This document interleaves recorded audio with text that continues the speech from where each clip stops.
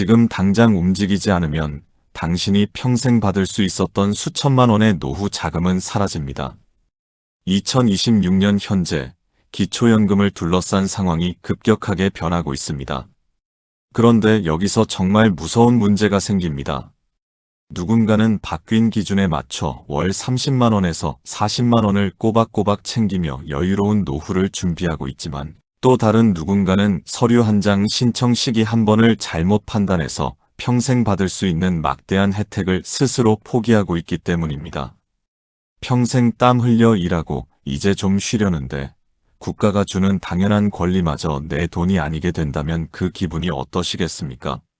남들 다 받는 돈을 나만 못 받게 되는 순간, 그것은 단순한 실수가 아니라 당신의 노후를 송두리째 흔드는 재앙이 됩니다. 국가가 알아서 챙겨주겠지라며 손을 놓고 있다가 나중에 옆집 영철이 아빠는 연금 받아서 여행 다닐 때 혼자만 어렵게 지내시는 분들이 속출하고 있습니다. 그래서 그냥 넘기면 안 됩니다. 이 제도는 절대로 자동으로 해결되지 않으며 당신이 나중에 하지 뭐라고 생각하는 그 찰나에 국가는 당신의 연금 지급 버튼을 조용히 꺼버립니다. 한 번 기회를 놓치면 그 누구도 지나간 세월의 보상금을 돌려주지 않습니다. 지금 당장 확인하지 않으면 당신의 노후는 없습니다. 본인은 괜찮을 것이라고 자만하는 그 순간이 가장 위험합니다. 도대체 무엇이 당신의 소중한 연금을 갉아먹고 있는지, 어떤 치명적인 함정이 당신을 기다리고 있는지 지금 당장 파악하지 않으면 안 됩니다. 이 내용을 끝까지 보지 않고 중간에 멈추시는 건 눈앞에 닥친 수천만 원의 손해를 방치한 채 노후 준비를 놓치는 것과 다름없습니다. 반드시 마지막까지 집중하십시오. 구독과 좋아요 눌러주세요. 앞으로도 꼭 도움이 되는 좋은 컨텐츠로 보답하겠습니다. 혹시 기초연금에 대해 잘 아시는 분은 댓글로 1번을, 잘 모르겠다 하시는 분은 2번으로 댓글 남겨주세요. 여러분의 의견을 다음 영상에 반영하도록 하겠습니다. 딱 3초만 자문해보세요. 만 65세가 되었거나 곧 생일이 다가오시나요? 국민연금을 받고 있거나 경비청소 같은 일을 하고 계신가요? 서울이나 지방에 집이 있지만 빚도 좀 있으신가요? 자녀 명의의 집에 살고 있거나 합가를 고민 중이신가요? 혹은 나는 재산 없으니 무조건 받겠지라고 안심하고 계신가요? 만약 하나라도 해당된다면 오늘 영상은 당신의 노후가 걸린 생존 지침서가 될 겁니다. 특히 나는 상관없어라고 생각하신 분들, 그 아니란 생각이 어떻게 수천만 원의 손해로 돌아오는지 지금부터 하나하나 파헤쳐 드리겠습니다. 반드시 끝까지 보십시오. 그런데 그 아니란 생각 중에서도 가장 많은 분들이 빠지는 함정이 하나 있습니다. 주민센터 기초연금 창구에서 직원들이 가장 자주 보는, 하지만 가장 안타까운 뒷모습이 뭔지 아십니까? 바로 작년에 떨어졌다는 이유로 올해는 아예 근처에도 안 오시는 분들입니다. 지금 이 영상을 보시는 분들, 혹시 이 생각하고 계십니까? 사는 게 작년이랑 별다를 거 없으니 올해도 안 될 거야. 죄송하지만 그게 바로 당신의 노후를 가난하게 만드는 가장 위험한 생각입니다. 도대체 왜 작년에 돈 많아서 안 된다던 옆집 영수 엄마는 올해부터 35만 원을 따박따박 받고 누구는 여전히 빈 통장만 바라보고 있는 걸까요? 경기도에 사시는 67세 표명숙 씨 사례를 보겠습니다. 2023년에 재산 초과로 딱지를 맞고는 내 재산이 어디 가는 것도 아닌데 다시 신청해봤자 똑같겠지라며 1년을 포기하셨죠. 그런데 2025년 믿져야 본전으로 다시 신청했더니 마법처럼 합격 도장이 찍혔습니다. 표명숙 씨 집값이 갑자기 폭락했을까요? 아닙니다. 재산은 그대로였지만 국가가 정한 공제액이 오르고 계산 방식이 바뀌면서 올해는 수급 대상자가 된 겁니다. 만약 표명숙 씨가 사는 게 똑같으니 결과도 똑같겠지라고 믿고 계속 가만히 있었다면 그분은 돌아가실 때까지 수천만 원을 국가에 기부하는 셈이었습니다. 여러분, 기초연금의 영원한 탈락은 없습니다. 나는 안 될 거야 라는 그 결론, 당신이 직접 내린 게 아니라 착각이 만들어준 겁니다. 지금 당장 그 착각부터 깨뜨리십시오. 하지만 무턱대고 다시 신청한다고 다 주는 게 아닙니다. 애초에 당신이 왜 떨어졌는지 국가의 계산기에서 당신을 부자로 낙인 찍은 치명적인 변수부터 제거해야 합니다. 그런데 여기서 끝이 아닙니다. 지금부터 수천 명의 어르신을 후회하게 만든 절대 해서는 안 될 실수 3가지를 공개합니다. 이걸 모르면 올해도 내년에도 당신의 통장은 0원일 겁니다. 똑똑히 보십시오.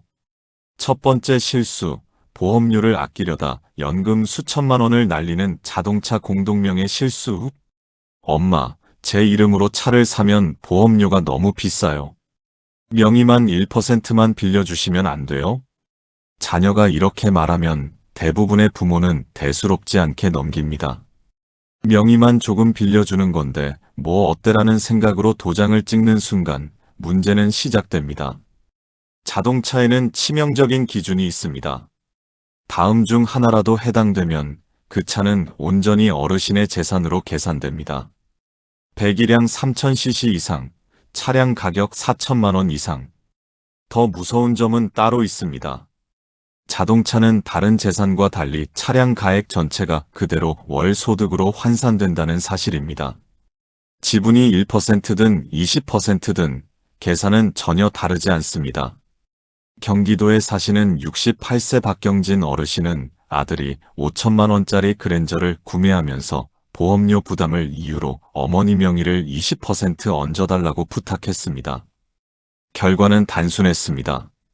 차량가액 5천만 원이 그대로 월 소득으로 계산되어 월 500만 원 소득자로 분류되었고 기초연금은 즉시 탈락했습니다. 단지 이름 한번 빌려줬을 뿐인데 매달 받을 수 있었던 35만 원이 사라졌습니다. 10년이면 4,200만 원입니다. 보험료 월 10만 원을 아끼려다 연금 5천만 원을 날린 셈입니다. 이 실수는 한 번 하면 되돌릴 수 없습니다. 그래서 반드시 기억하셔야 합니다. 자녀가 차를 살 때 명의를 빌려달라고 하면 그 순간만큼은 단호해지셔야 합니다. 두 번째 실수, 증여만 하면 재산이 바로 0원이 될 것이라는 착각. 내 재산을 자식한테 다 넘기면 나는 빈털터리니까 연금이 나오겠지. 이렇게 생각하시는 분들이 정말 많습니다. 하지만 이 판단은 아주 위험합니다. 기초연금에는 증여 재산 가액 삭감이라는 규칙이 있습니다. 재산을 넘겼다고 해서 그 순간부터 사라지는 게 아닙니다. 일정 기간 동안은 여전히 어르신의 재산으로 계산됩니다. 그 돈을 자녀가 이미 써버렸어도 결과는 달라지지 않습니다. 실제 사례입니다. 인천에 사시는 67세 김영수 어르신은 2억 원짜리 아파트를 딸에게 증여하고 전세로 이사했습니다. 이제 집도 없으니 연금이 나오겠지라고 생각하며 신청했습니다. 결과는 단순했습니다. 증여한 2억 원이 그대로 재산으로 반영되어 월 소득 인정액 260만 원으로 계산됐고 혼자 사는 기준을 초과해서 기초연금에서 탈락했습니다. 나는 돈이 한 푼도 없는데 왜 안 나오느냐고 하소연해도 국가는 증여한 재산을 계산기에서 빼주지 않습니다. 증여 재산은 매달 일정 금액씩 자연적 소비로 조금씩만 줄어듭니다. 완전히 빠지려면 수년이 걸립니다.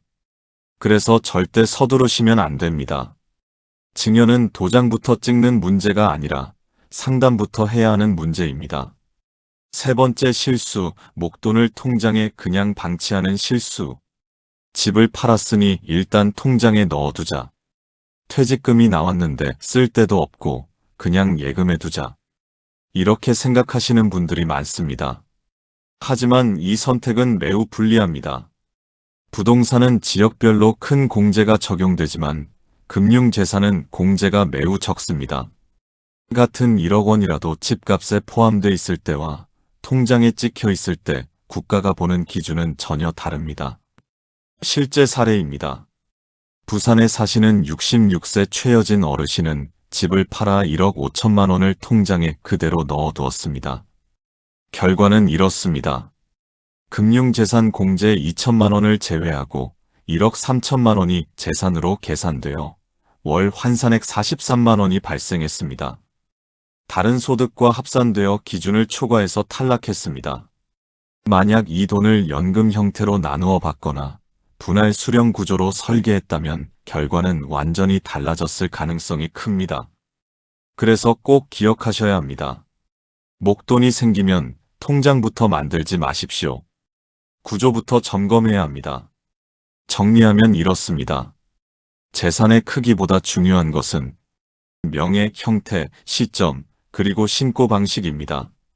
도장을 찍기 전, 통장에 돈을 넣기 전, 단 한 번만 확인해도 수천만 원의 손해를 막을 수 있습니다.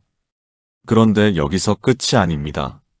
실수만 피한다고 끝이 아니라 제도 자체에 숨어있는 함정도 알아야 합니다. 아무리 조심해도 이 세 가지 함정을 모르면 받을 수 있는 연금이 절반으로 줄어들 수 있습니다. 첫 번째 함정, 국민연금의 배신. 젊을 때 땀 흘려번 돈으로 국민연금 꼬박꼬박 냈잖아요. 늙어서 효자 노릇 해줄 줄 알았는데 막상 기초연금을 신청하려니 나라가 이렇게 말합니다. 어르신, 국민연금을 기준보다 많이 받으시네요. 그럼 기초연금은 일부 감액하겠습니다. 아니, 내 돈 내가 낸 연금인데 왜 기초연금을 깎느냐고 따져봐도 소용없습니다. 공식 제도상 국민연금 수령액이 일정 기준을 넘는 경우 기초연금이 최대 절반까지 줄어들 수 있는 연계감액 규칙이 있기 때문입니다. 열심히 국민연금 부은 사람이 오히려 기초연금에서는 손해를 보는 참 기묘한 구조입니다.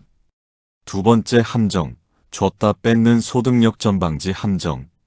이름부터 어렵죠. 쉽게 말해 이런 겁니다. 기초연금을 그대로 다 줬더니 원래 나보다 형편이 조금 더 낫던 사람이 오히려 나보다 소득이 낮아지는 상황이 생길 수 있습니다. 이걸 나라가 막겠다는 겁니다. 연금 때문에 소득이 역전됐네? 그럼 당신 연금은 조금만 드릴게요. 그래서 대상자는 맞는데 통장에 들어오는 돈은 몇만 원 수준에 그치는 경우가 생깁니다. 분명 받을 수 있다더니 왜 이것밖에 안 나오지? 이 억울한 상황의 이유가 바로 이 소득역전 방지 감액 규칙입니다. 세 번째 함정, 자식 덕 보려다 연금 깎이는 함정. 아들이 말합니다. 아버지, 어머니, 집 넓은 데로 이사했으니 같이 사세요. 기분 좋게 짐 싸서 들어갔는데 기초연금 신청하고 나서 날벼락을 맞습니다. 집이 내 명의가 아니어도 자녀 명의의 고가 주택에 공짜로 거주하면 나라는 이렇게 계산합니다. 월세 안 내고 사시네요? 그럼 그만큼 임대료를 버는 소득이 있는 걸로 보겠습니다. 이걸 무료임차 소득이라고 합니다. 이 소득이 소득인정액에 포함되면 기초연금이 줄어들거나 아예 탈락할 수도 있습니다. 자식 효도 한번 받으려다 내 노후 연금이 깎이는 억울한 상황이 실제로 벌어지는 겁니다. 이런 함정들을 피했다 해도 단 한 가지 타이밍을 놓치는 순간 지금까지의 모든 노력이 한순간에 물거품이 됩니다. 바로 신청 시기입니다. 직원 양반, 내가 65세 때부터 받을 수 있었다면서요? 그럼 작년 거랑 재작년 거, 밀린 돈 한꺼번에 다 주세요. 주민센터에서 가장 자주 들리는, 하지만 세상에서 가장 쓸모없는 외침입니다. 서울에 사시는 66세 박정희 씨는 이웃에게 듣고 뒤늦게 뛰어갔지만 돌아온 대답은 차가웠습니다. 작년 거요? 못 드립니다. 오늘 신청하셨으니 이번 달부터만 나갑니다. 이 한마디에 박정희 씨는 앉은 자리에서 400만 원을 날렸습니다. 이분이 게을러서일까요? 아닙니다. 그저 몰랐다는 이유 하나 때문입니다. 하지만 국가는 그 사정을 봐주지 않습니다.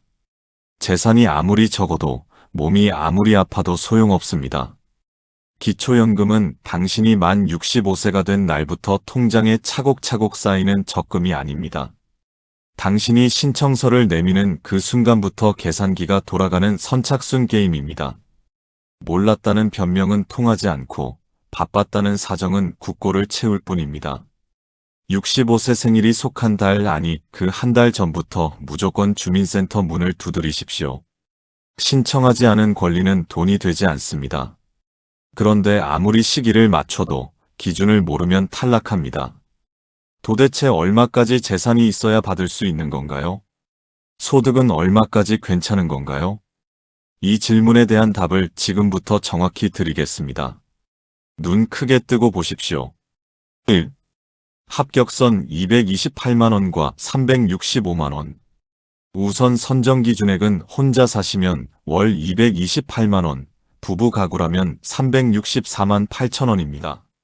선정 기준액은 한마디로 기초연금 합격 커트라인입니다. 내 소득과 재산을 다 합친 소득 인정액이 이 숫자보다 낮아야 합니다.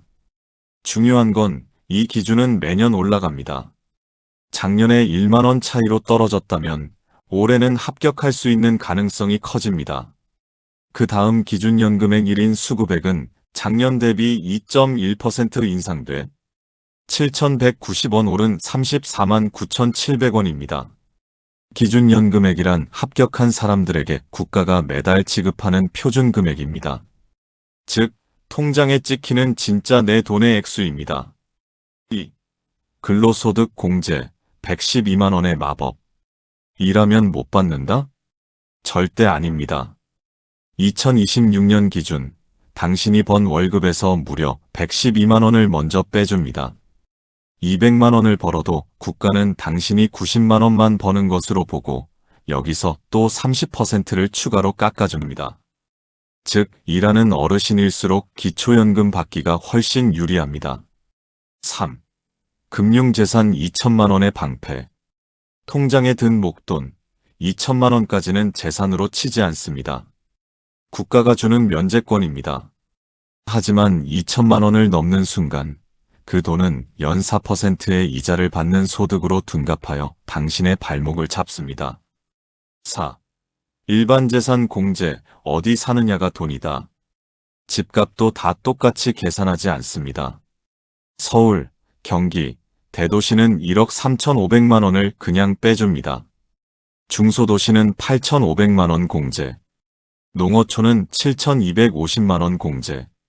서울에 5억짜리 집이 있어도 빚이 좀 있고 이 공제를 받으면 아주 작은 소액 소득자로 분류되어 집 없는 사람과 똑같이 연금을 받을 수 있습니다. 5.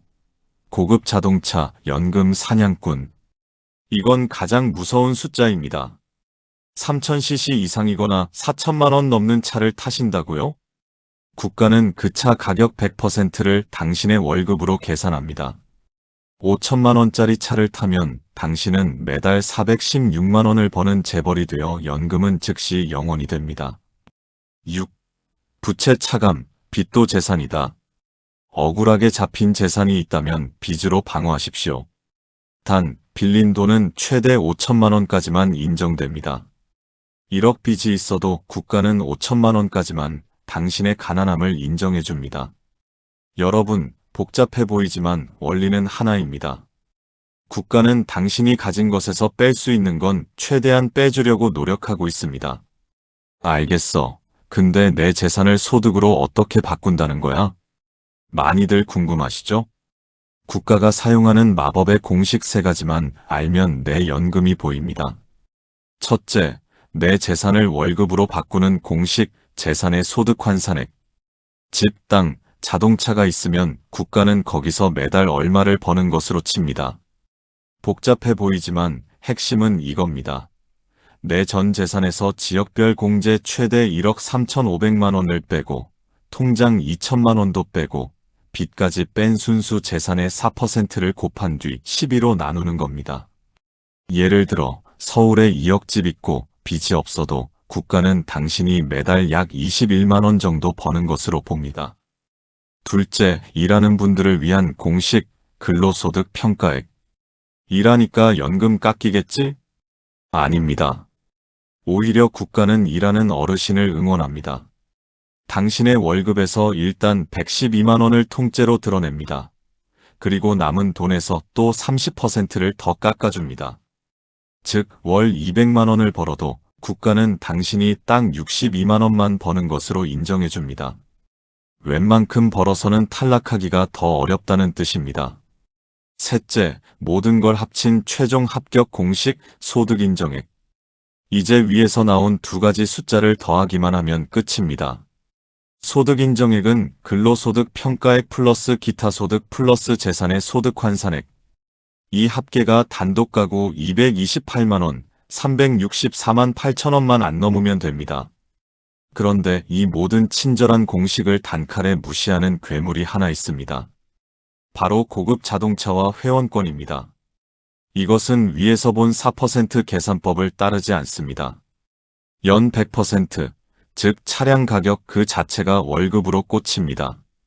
5천만 원짜리 제네시스를 타는 순간 당신은 매달 416만 원을 버는 슈퍼 부자가 되어 모든 공식을 비웃으며 탈락하게 됩니다. 공식을 보니 어떠십니까? 생각보다 국가가 여러분의 재산을 많이 깎아주고 있다는 게 느껴지시나요? 그런데 여기서 멈추면 안 됩니다. 숫자를 다 알았어도 내 상황에 대입 못하면 아무 소용이 없습니다. 지금 당장 종이와 펜을 꺼내 다음 항목 중 내가 어디에 해당하는지 체크하십시오. 만 65세 생일이 다가옵니까? 생일 전월 1일부터 신청 가능합니다. 이미 65세가 넘었나요? 지금 당장 주민센터로 가세요. 내 이름이나 배우자 이름에 고급차가 있습니까? 3000cc 이상이거나 4천만 원 넘는 차는 연금을 0원으로 만듭니다. 자녀차의 1%라도 공동명의인가요? 지분과 상관없이 차 가격 전체가 내 소득으로 잡힙니다. 당장 명의를 정리하십시오. 골프콘도 회원권이 있다면 무조건 처분 대상입니다. 통장에 2천만 원 넘게 있나요? 예금, 적금, 주식, 보험 해약 환급금까지 다 합쳐서 2천만 원 초과분은 4% 이자를 받는 소득으로 계산됩니다. 부채가 있습니까? 빚은 최대 5천만 원까지 재산에서 깎아주니 증빙 서류를 꼭 챙기십시오. 자녀명의 고가 주택에 사십니까? 시세가 높으면 무료 임차 소득이 발생해 연금이 깎일 수 있습니다. 주소지를 옮기셨나요? 합가나 이사는 재산 계산 방식을 완전히 바꿉니다. 신청 전 상담은 필수입니다. 현재 일을 하고 계십니까? 월급에서 112만 원을 먼저 공제해주니 걱정 말고 신청하십시오. 공무원, 사학, 군인연금을 받나요? 원칙적으로 제외되지만 수급기간이 10년 미만이면 가능할 수도 있으니 확인이 필요합니다. 작년에 탈락했습니까? 2026년은 선정기 준액이 더 올라갔습니다. 작년에 1만 원 차이로 떨어졌다면 올해는 합격 가능성이 큽니다. 다시 신청하십시오. 복지로 홈페이지에서 모의 계산을 해보셨나요? 복지로 사이트 복지로.go.kr 기초연금 상담 전화로 문의하셨나요? 보건복지부 상담센터 국번 없이 129 또는 국민연금공단 콜센터 국번 없이 1355로 헷갈리는 부분을 미리 물어보십시오. 주민센터에 방문 상담을 예약하셨습니까? 거주지 관할 읍면동 주민센터 또는 국민연금공단 지사에서 직접 상담받을 수 있습니다. 거동이 불편하신 분은 국민연금공단에 찾아뵙는 서비스를 요청하면 직원이 직접 집으로 방문해서 신청을 도와드립니다. 주민센터 방문 전에 미리 준비하면 시간을 절약할 수 있습니다.